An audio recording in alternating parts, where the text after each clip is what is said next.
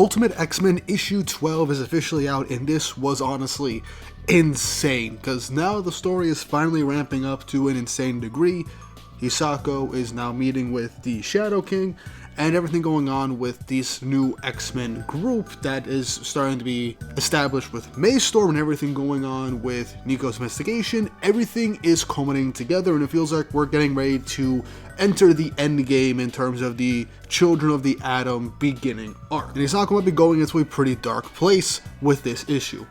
But before we jump into things, don't forget to like, subscribe, and hit the notification bell for updates on future videos. Really helps, shows you guys enjoy what I make here on the channel and shows you want to see more. I'm going to continue covering Ultimate X-Men, and I'm going to cover multiple series from the Ultimate Marvel Universe, so look forward to more. So with that out of the way, let's jump right into things.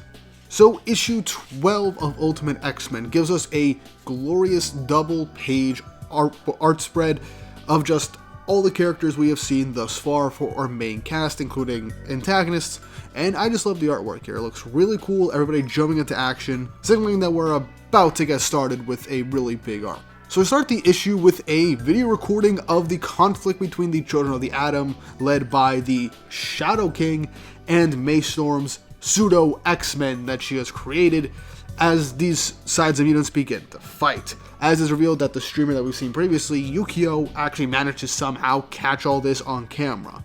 And she's talking to a friend of hers about posting this online, potentially going viral, but maybe even calling out the cops for not stopping a mutant fight might end up getting some stuff happening to her. Calling out some sort of conspiracy between the Children of the Atom and the government and all that, obviously because of the whole Makers Council in the Ultimate Universe causing and funding the Children of the Atom cult. There's that. But Yukio says that them basically try and do something about this video, and her will essentially be admitting that she's onto something, but she begins to think of perhaps starting a backup just in case something happens to her.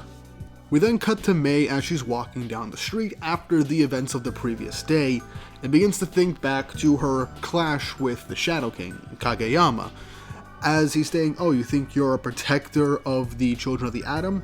Your kindness makes you weak. You're no match for Hisako.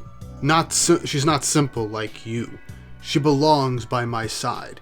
Don't stand in my way." As he gets on top of Maystorm, trying to suffocate her with his shadows, Mei says, "Why do you care so much about Hisako?" As he says, "She is my soulmate. And what is she to you? What are you to her?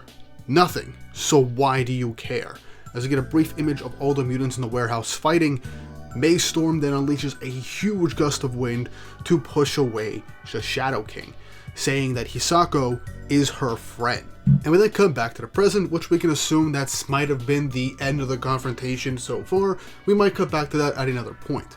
But back to the present, Mei is just walking down the block as she notices the house that at one point she went to, and it had a weird guy and a cat that scratched her, and later on she ended up awakening her mutant powers. It's then that Mei begins to put together that what Kageyama said that she was his neighbor. As then the door of his house opens up and Kageyama's mother walks out. As Mei says hello, she's wondering if Mei is a friend of Kageyama, her son. As Mei says, "Oh yeah, that's me, is he home?" As his mother says, "Sorry, he stepped out. He should be back soon. It's so cold out, why don't you come inside?" As Mei enters Kageyama's house, she looks around the living room, a little bit of areas, walks upstairs, and eventually makes it to Kageyama's room. As she then sees how his room is, with all the different papers and pictures, mainly of Hisako, all over the wall, as this creeps her out. And we know that he's kind of been using this room as a bit of a focal point to focus his powers to appear wherever Hisako is. Just like that, Kageyama's mother appears behind Mei, saying, "I knew you weren't one of his friends. You're with that Hisako girl. Since she showed up, he's changed. All of this obsession, it's because of her," as we see the inside of Kageyama's closet. As she then says, just when he was finally becoming a good boy, with Mei telling Kageyama's mother that he's crazy. Now, Kageyama's interactions with Hisako ended up bringing up this obsession and stalkering nature, but we don't know when this fully started. but it could have to do with his mutant abilities kind of altering his perception of the world, alongside everything with the Children of the Atom, placing so much expectations and basically brainwashing. But there might have been the possibility that this might not have been the case, and he's had these abilities before, reaching out to the Children of the Atom perhaps. We'll get into that later. But we then cut to Irodori High School, where Nico and Mori are studying after class under the precept of Nico helping Mori study for the exams.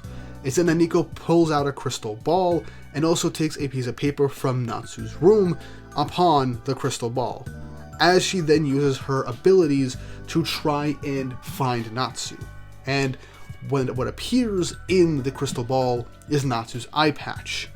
As Nico says, that's good, it's telling us that she's still alive. But then the symbol for the Children of the Atom appears, as perhaps that might be where Natsu is, but Nico takes Mori back, saying that something's wrong, as her crystal ball begins to shatter and a dark shadow begins to emit from within it. Nico gets ready to fight, as something appears that's just shredded Natsu's book, as this is Kageyama's shadow form, most likely attracted by Nico's ability, tracking Natsu.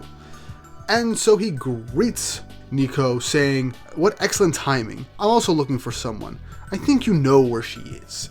As then Mori just goes up to try and grab onto Kageyama's shadow, like basically if she could potentially do something, which she won't, asking where Natsu is. But Kageyama then grabs Mori by the head, not really paying her too much mind.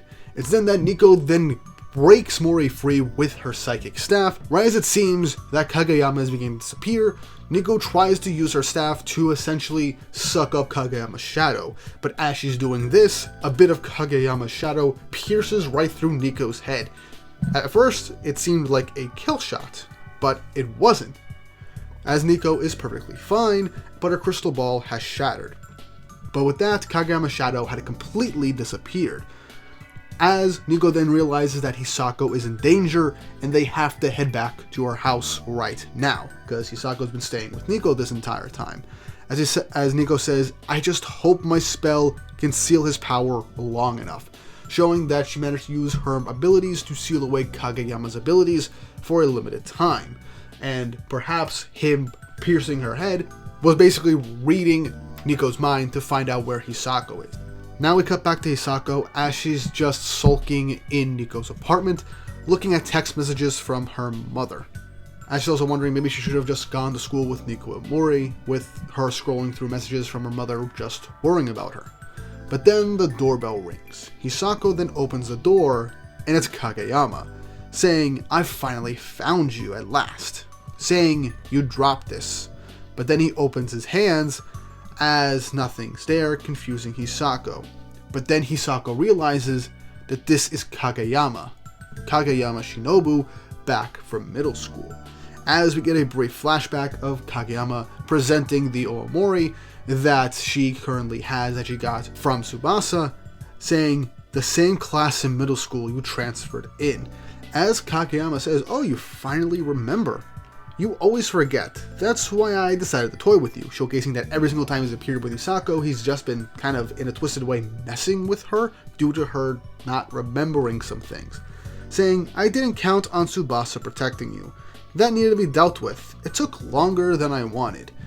As Hisako begins to remember at the time that she interacted with Kageyama, as he presented the Omamori. Her friends saying that it kind of looks grandma-ish, not too cool, with Kageyama talking about that time, saying, "Did you not think Tsubasa would be hurt? Denying his gift like that, for no reason other than your friends didn't think any Omamori was fashionable, or did you simply not care if you hurt him?"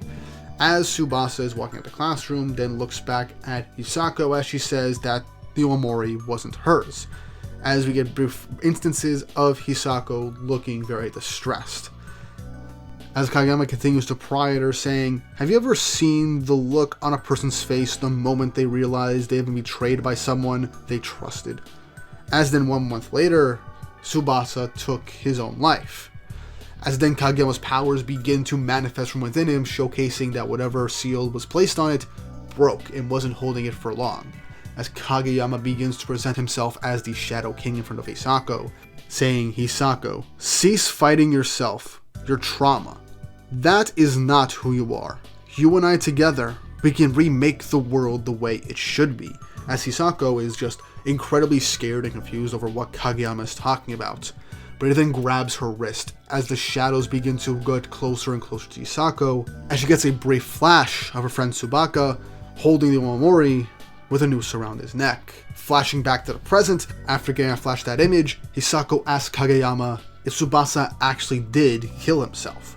It was then that Kageyama admitted that Tsubasa came to him for advice after what happened, and how he was very hurt from it.